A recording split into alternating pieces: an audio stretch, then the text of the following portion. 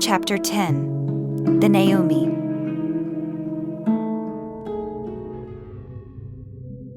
Virginia opened her eyes. The light of early dawn in the forest around her was a hazy blur. The fire in front of her was smoldering in ashes, and fresh dew was upon the ground. Although covered in a wool blanket, she shivered from head to toe. Her skin was clammy and pale. She heard footsteps approach her. A dark-skinned figure squatted down between her and the ashes of the fire. A hand touched her forehead, and she heard a voice that sounded like Charles. "You're burning up," echoed his voice in her head. The figure she faintly knew to be Charles reached down and pulled the blanket back from her legs. Virginia saw the cloth wrapped around her leg from last night was soaked in even more dark, red blood. The blurry figure covered her legs back up. A hand slid underneath her head, positioning her to focus her eyes on the person before her. "Listen to me, Virginia," he said. "It's going to be okay. I'm going to get you to safety." Everything was a vague blur to her. The woods, the light, the figure, the voice. Nothing was as it seemed. Where am I again? All she knew was that she felt weak and could barely move. The dark figure wrapped her up in a wool blanket. She felt two strong arms reach up underneath her and pick her up. She remembered those arms. "Yeah, that's Charles." He started walking. Virginia kept falling in and out of what she thought was a dream. She always felt the arms that held her and the pace of Charles walking. At times, the trees and the light would be a blurry formation. At other times, the light would fill the whole place and she would feel and hear nothing. Finally, all would be at peace and then fade to white. "Stay with me," echoed the voice. Instantly, the whiteness of her surroundings would fade away, and then the blur of the forest and the morning light would return to her sight. In the faintness of the moment, she heard many sounds. The birds were louder than ever before. Woodpeckers sounded like sledgehammers hitting against the trees. The damp, cold morning wind hit her face like a driving force and screeched like a high-pitched ghost through the woods. The leaves underneath Charles's feet made a sloshy, crunching sound with every stride he took. The sound of a wolf howling came from behind them in the distance. Charles's pace picked up. Virginia began to cry. "Stay with me, Virginia," echoed the voice. "Stay with me. Stay with me." In all the noise, there arose a sound unlike any other. It was a mixture of deep and high pitches of another language. The most beautiful singing she had ever heard. It soothed everything in Virginia's mind. Charles's striding pace was no longer there. She felt lighter than air, as if she was flying. She heard the sound of something stroking through the air on either side of her. She opened her eyes to the sky and saw a pair of large, white wings flapping up and down with mighty strides. All around her, the forest rushed past in abstract autumn colors. "What's happening? Are you an angel?" she mumbled. "No, I'm not. No, I'm," echoed the voice in her head. "Charles?" "I'm here, Virginia. I'm here, Virginia." She felt the strong arms that held her. She closed her eyes and rested her head against the chest that held her close. She was carried for what seemed to be hours, but she refused to keep track of time at this moment.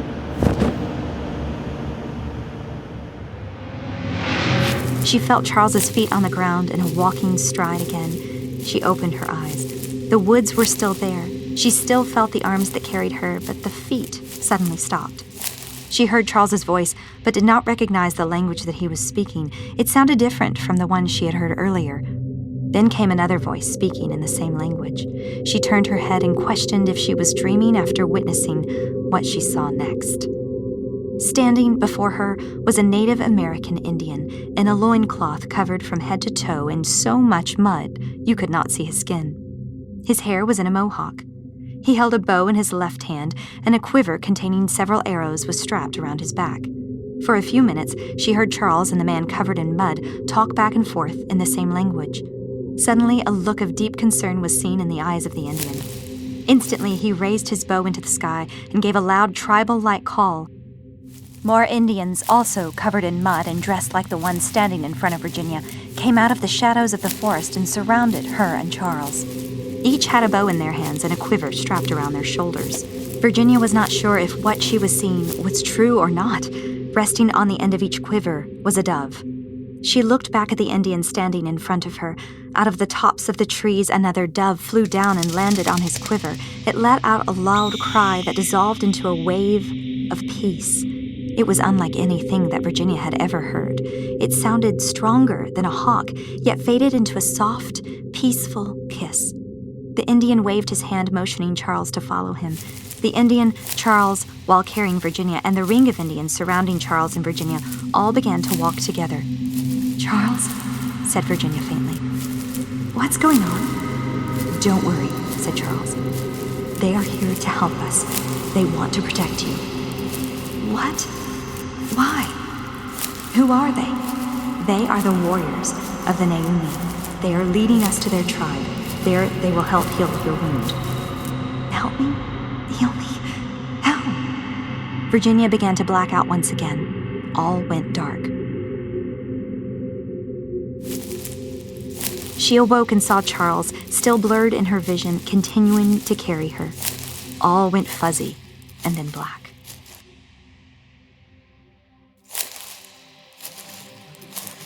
Voices. Lots of them. She awoke and saw a crowd of blurry images all around her. They spoke in the same language that Charles and the Indian had spoken to each other earlier. A man dressed in what Virginia made out to be many feathers came up and stood before her and Charles. Charles stood still. He and the man with a wardrobe of feathers began to talk, neither in English. They conversed for a few minutes. Charles stopped talking and looked down into her eyes. He then continued talking to the man in feathers while not taking his eyes off her. When Charles finished speaking, he looked back up at the man. As if to ask a direct question, the man in feathers pointed to Virginia and talked to Charles. Charles answered with a single word. The man in feathers stood still for the longest time. Then slowly he walked over to her. Placing the palm of one of his hands on her forehead, he grabbed her right hand and placed it up against his heart. "My dear," he said in a deep, soothing voice, "it is an honor to have you in my tribe. We have been waiting for you for a long time." The man in feathers took her from Charles's arms and cradled her in his own. He spoke to Charles some final words and then turned around, carrying Virginia off with him. Virginia's eyes got bigger. "No, no," she cried as loud as she could muster. "No, please, Charles." She felt a hand grab hers. "I'm right here, Virginia," said Charles. "I'm not leaving you." "What's going on?" "This is the chief of the tribe.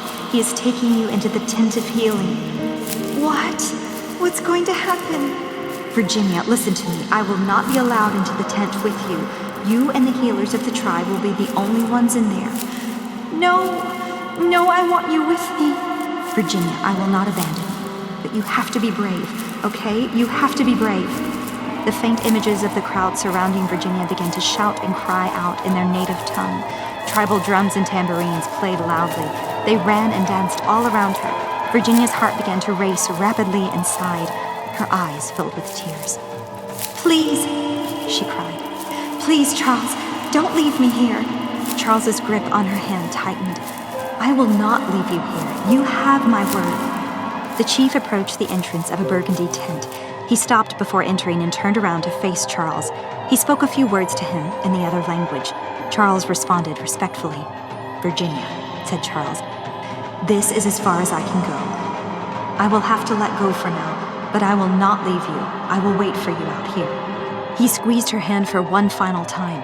"You have my word." He let go of her hand. The chief turned around and went inside the tent. "Charles!" cried out Virginia. The tent flap closed behind the chief, separating her from Charles. She looked up at the chief with tears in her eyes. Please let him come in." The chief did not respond, but kept walking. Virginia looked around the room with widened eyes. All around were women with doves resting on their shoulders, like the ones on the muddy warriors. In front of her was a bed of straw on the ground with a red wool blanket resting on top and a white pillow at its head. The chief knelt on one knee and carefully placed Virginia on the bed. Fear rushed through her heart. She looked up at the chief. "Please." Her tears began to flood down her cheeks. "What are you going to do to me?" The chief gently held Virginia's left hand in both of his hands and said in a soft voice, "My dear, you are in safe care. Our tribe has waited for generations for you to return to us. I assure you that nothing but care and protection will come to you here in this village. The royal blood of Oralmuti is never to be dishonored in my tribe." Fear slowly left Virginia's heart as her old curiosity filled her eyes. She looked deeply into the face of the old man. "What do you mean?" The old chief smiled. "Do not fear, Your Highness. You will be well cared for." The chief stood up and slowly backed out of the tent. One of the women in the tent came and sat down where the chief had knelt beside Virginia. She placed a cold, wet cloth upon Virginia's forehead. "Fear not, Your Highness," she said. "You will be okay." The woman closed her eyes and began to sing in a language Virginia did not know. All the women around her followed her in singing. Their languages sounded different, yet united and angelic at the same time. They began to extend their hands toward Virginia. Gracefully, all the doves flew off their shoulders and landed at the foot of the bed. With their talons, they grabbed hold of the wool blanket that wrapped Virginia and began to flap their wings, uncovering her wounded leg. The voices of the women became louder, yet more magnificent. Virginia watched as the doves stood on either side of her leg, 6 on either side of her wound. Each dove widely spread out its wings and lay down upon Virginia's hurt leg until they completely covered the wound like a blanket of feathers. The sound of the women became louder and more angelic than before. Virginia's vision became blurrier. She looked up at the ceiling of the tent. The light of dawn bled through a small hole where several support beams met. With a light-hearted mind and an obscure vision, she stared at that light with the last ounce of strength left in her body before she closed her eyes and fell asleep.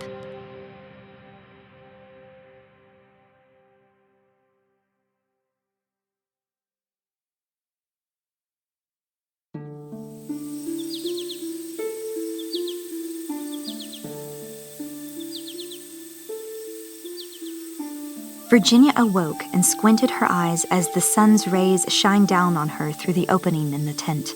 She turned over and pulled the wool blanket over her face. She snoozed for only a second. When she remembered what had happened, she threw the covers off and looked at her leg. "It's healed." There was no blood. There wasn't even a bandage, just a scar where the bullet had passed through. She sat up on her bed for a closer look. She wiggled her toes. No pain. She stood up slowly. No problems at all. She walked around the room to field test her previous injury. "It's as if I was never shot," Virginia exclaimed. "You will find that Oralmuti is one who desire to heal those whom he love," came a voice from behind in broken English. Virginia turned around and saw the woman who had sat beside her the other night, standing at the tent's entrance. "Oh, pardon me," said the woman. "I do not mean to frighten you." She walked over to Virginia.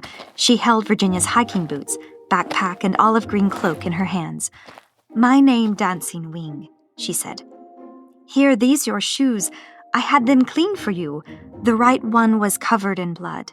This your bag, and this for you." She handed her the boots, the backpack, and the cloak. "It will be a long journey ahead of you both, and you will need these for your trip." Virginia held her backpack, shoes, and new cloak close to her. "Thank you." "You're welcome," said Dancing Wing, smiling. Virginia looked around the room. "How long was I out?" "Out?" asked Dancing Wing, puzzled. "Yeah, out." Virginia saw the confusion on Dancing Wing's face. "Oh, sorry. Asleep. How long was I asleep?" "Oh, okay," said Dancing Wing, smiling. "Just 2 days." Virginia's eyes widened. 2 days? "Yes, Your Highness, but it was good. You needed to rest and let your body recover." Virginia's eyes stared out into space. She looked up. "Charles! Where is he? Is he here?" "Who?" "Charles, Virginia closed her eyes. "What's his native name?" "Soaring Eagle. Is Soaring Eagle still here?" Dancing Wing's smile widened. "Oh, yes. Soaring Eagle. He has not left front of tent ever since you come in." "What? He outside, sitting in front of tent. He refused to leave. He even sleep out there all of 2 days you were in here. He refused to move." Virginia looked past Dancing Wing at the tent flap. "He stood out there for 2 days? Why? Why would he do that?" Dancing Wing's cheeks blushed as she smiled at Virginia. "Your Highness, you not know why he stay out there?" A quizzical look crossed Virginia's face. She looked at the tent flap once more. Wait a minute. Does he? She shook her head. Dancing Wing, why do you call me Your Highness? Dancing Wing cocked her head sideways. Does Starlight not know who she is? Starlight? Dancing Wing smiled. It is name that tribe give you, because of prophesied star that appeared in sky. Virginia stared at her, perplexed. The prophesied star? What? You bring hope to us, she continued. When they see you come into village, the tribe felt a hope that they never thought they would feel. My ancestors longed to see you back during their days, but Oromouti did not bring you back to us then. But you come now, and you come with hope in your eyes during these days of sorrow. The promise fulfilled make all of tribe rejoice and dance and shout for joy. Virginia remembered the tribal drums, the tambourines, and the people running and shouting in their language. Was that what that was all about? They were rejoicing when I was carried into the village? Yes, exclaimed Dancing Wing with a big smile. They were excited because of the promise of Oromouti. Starlight, you bring hope to our tribe, a hope that has been long waited for by many chiefs before our time. Starlight, I like that name. My eyes really bring hope to this tribe? Dancing Wing smiled. That's not all they do. She pointed her thumb over her shoulder and giggled. It make him sit outside for 2 days, too. She turned around and exited the tent, trying to tame her laughter. Wait, called out Virginia. Dancing Wing, you didn't answer my question a second ago. She ran through the tent flap. Why do you call me Your Highness? You're awake, came a voice beside her. She turned around and saw Charles sitting beside the tent, rising to his feet. You were out for a long time. You had me worried. Virginia looked at him without a word in response. What were you doing this whole time? Oh, I was sitting here, waiting. Why? I gave you my word, didn't I? Virginia lowered her head, smiling. She glanced to her left, trying to find Dancing Wing. She never answered my question. And what was that? Why does she and everyone else in this tribe so far call me Starlight? Well, she told me that reason, but even with that, I don't understand what they mean. They keep saying that I have returned. I've never been here before. How could I have returned to a place I've never been? Nope, you haven't been here before, but I think you will understand them and what they mean in time. Is this you being mysterious again? This is me following the orders of Oromouti. I dare not give away more than he allows me. He added with a smile and a wink. Plus, it's fun being mysterious. Virginia rolled her eyes. You're a turd. Charles laughed. Maybe, but I think we'll both learn why I needed to keep silent in the near future. Virginia put on her hiking boots and her new olive green cloak. Fine, she said with a smirk. Have it your way. Come, said Charles. The chief requests that you see him the moment you are able. Charles led Virginia through the Indian village.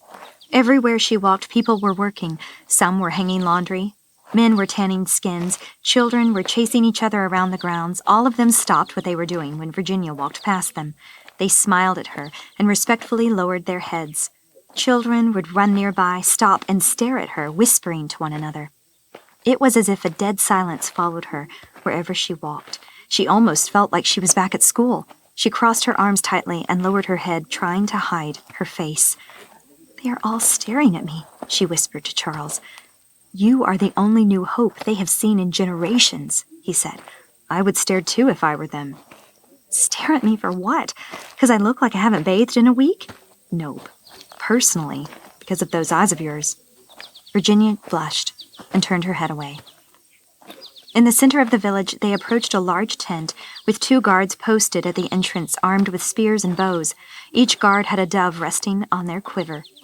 On the tent was a large arrow painted in red that pointed up toward the sky. This is the tent of the chief of the Naumi, said Charles. A couple of things to keep in mind, Virginia, which are too important to neglect. When the chief comes, he may or may not bow his head before you. If he does, you must also return it with a slight bow of your head. Is the chief of the tribe like a god or something? Charles looked at her, perplexed. No, not a god. The chief has made his covenant with Oromouti. This chief would kill any man in this village who declared himself to be a god. But back on track. He will want to talk to you and ask questions about where you are from. Don't be afraid. He's a very nice man." Virginia wrapped her arms around herself tighter. "Will you be going in with me?" "No, not unless he invites me in, which more than likely he will not.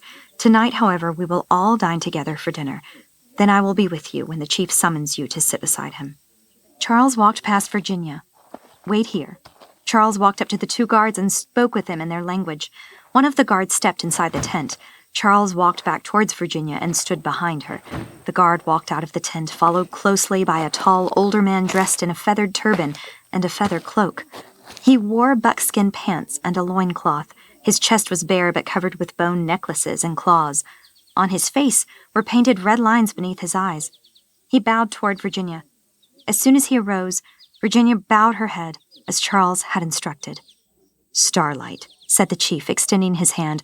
"Come, let us talk and fellowship together." Virginia slowly walked towards him. He gently placed his hand on her back, leading her into the tent. Inside was similar to the tent of healing, but rather than a cot in the center of the room, there was a small fire with a seated cushion on either side. "Come, sit," said the chief, motioning Virginia to one of the cushions. Virginia sat down on one while the chief walked on the opposite side of the fire and sat down cross-legged. He placed his hands on his knees and let out a big smile.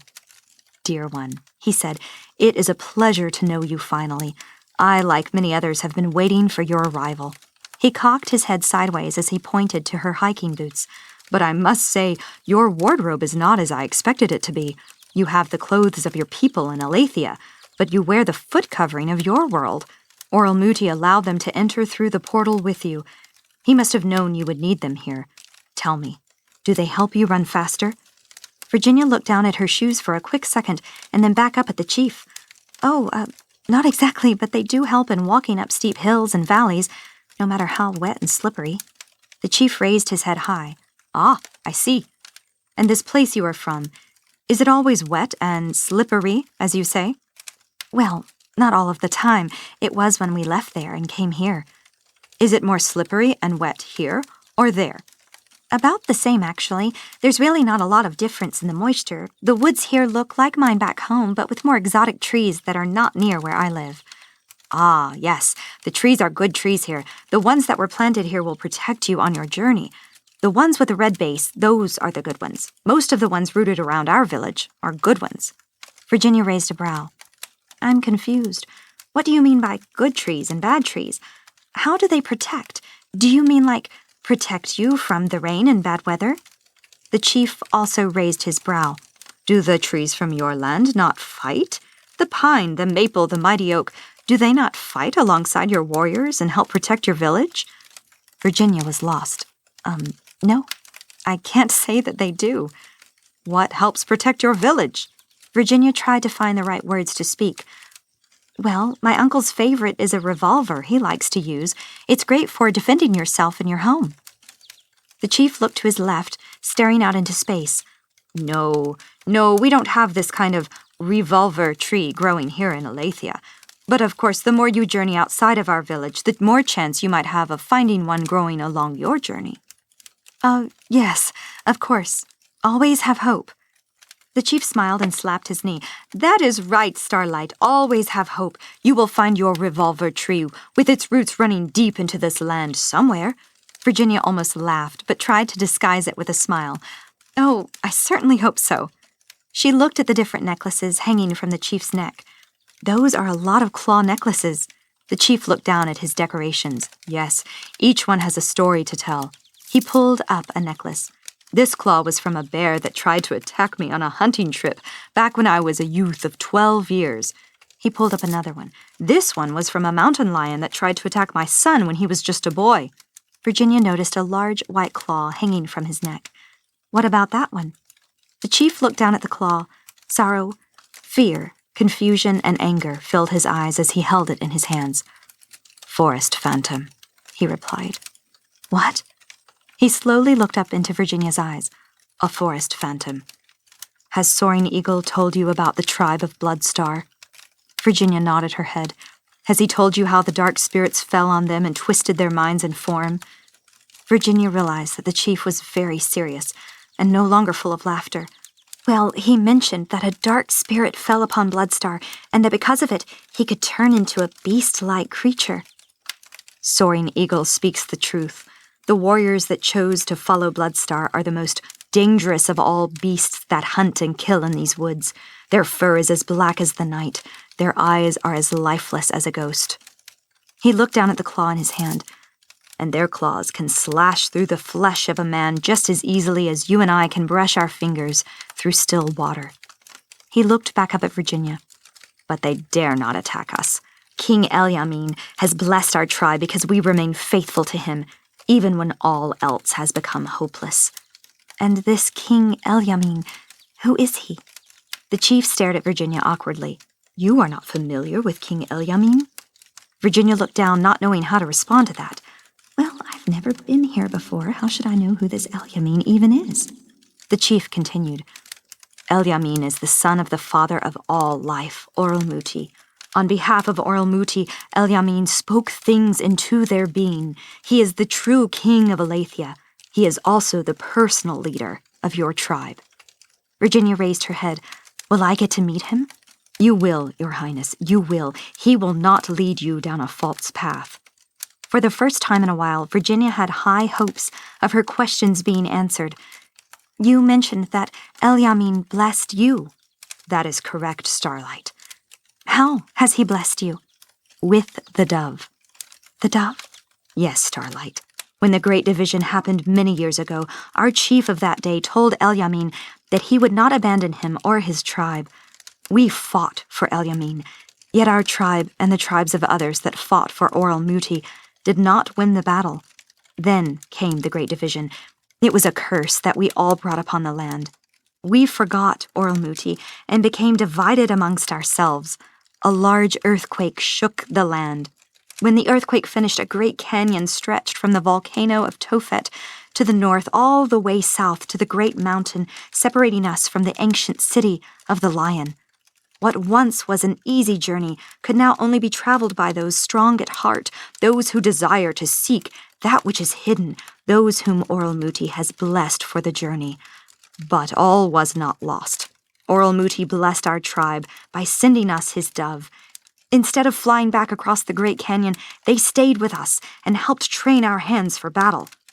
Because of the dove, the tribe of Bloodstar fears to fight against us, for the dove is stronger than the forest phantom. How is a little dove stronger than the beast you speak of? The chief took off the claw necklace and held it over the fire, but he never once took his eyes off Virginia. It was the dove that helped me kill this forest phantom. When the dove has found you, you and the dove become one. When you remain calm like still water, the voice of the dove can be heard. When you close your eyes, the dove will show you things you could not see around you, even when you are in the darkest parts of the forest, or even in the deepest pit. You can still see because of him. But wherever the dove flies, there you must follow, for insight and true victory are only guaranteed for those who find themselves under the dove's wing. Virginia looked questionably into the chief's eyes. So, basically, what you are saying is that if you remain close to this dove, it will grant you victory?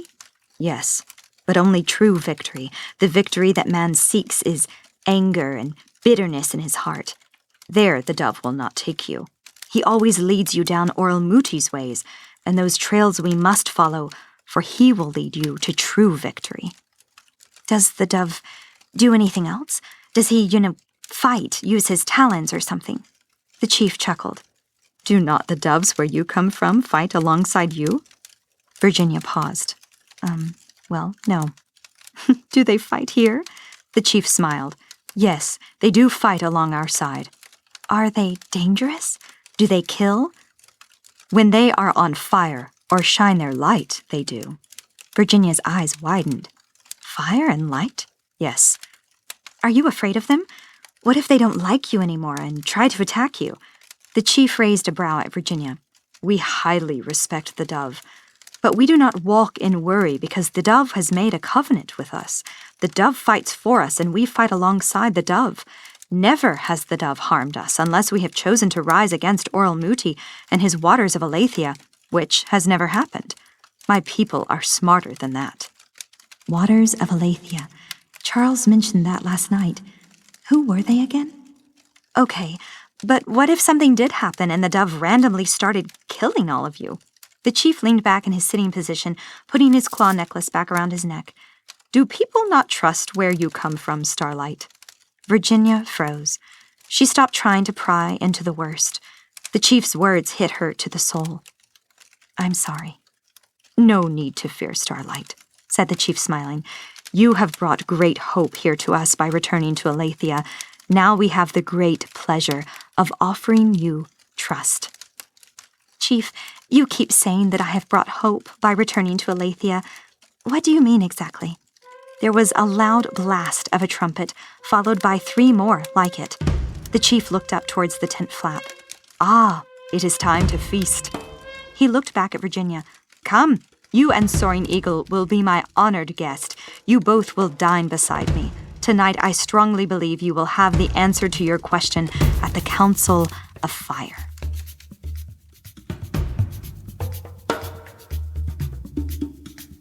This is the end of Chapter 10. Tune in next Thursday for Chapter 11. If you'd like to listen to the next chapter ad-free ahead of everyone else, then subscribe to Early Access and tune in on Sunday. If you like what you heard, please like and subscribe and share with your friends and family. It really helps the show. We're available on Spotify, Apple Podcasts, and all major podcasting platforms. What Shines with the Dawn was written and created by C. Taylor Eason. Copyright Christian Taylor Eason, 2024.